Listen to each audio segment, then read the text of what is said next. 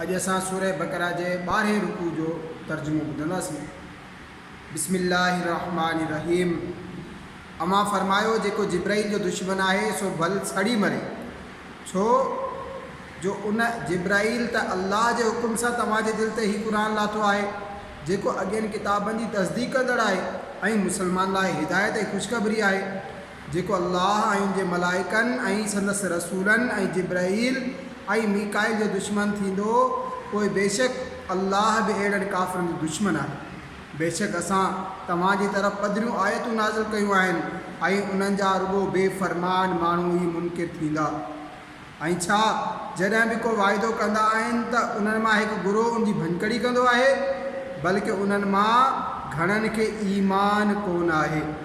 ऐं जॾहिं उन्हनि वटि अल्लाह जे तरफ़ां वॾे शान वारो रसूल आयो, जेको उन्हनि जे किताबनि जी तस्दीक़ कंदड़ आहे, त किताब वारनि मां हिकु गुरोह अल्लाह जे किताब खे पंहिंजी पुठियां उछलाए छॾियो, ॼण त खेनि का ॼाण ई कान आहे, ऐं उनजी पैरवी कयाऊं जेको सुलेमान जी बादशाही जे ज़माने में शैतान पढ़ंदा हुआ। ऐं सुलेमान कुफ़ुर न कयो, पर शैताननि कुफ़ुर कयो, जो माण्हुनि खे जादू सेखारींदा। ऐं उहो जादू जेको बाबुल में ॿिनि मलाइकनि हारूत ऐं मारूत ते लथो हो, ऐं उहे ॿई कंहिंखे कुझु न सेखारींदा हुया, जेसिताईं जो हीअ न चवनि त असां त अव्हां लाइ आज़माइश आहियूं, तंहिं करे जादू सिखी पंहिंजो ईमान न विञाए।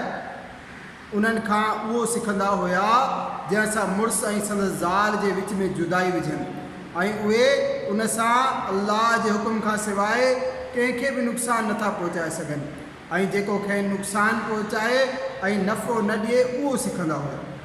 ऐं बेशक ज़रूरु उन्हनि खे मालूम आहे त जंहिं इहो सौदो कयो आख़िरत में उनजो को हिसो कोन आहे, जंहिंसां पंहिंजूं जानियूं विकियाऊं, सा ज़रूरु बुरी शइ आहे।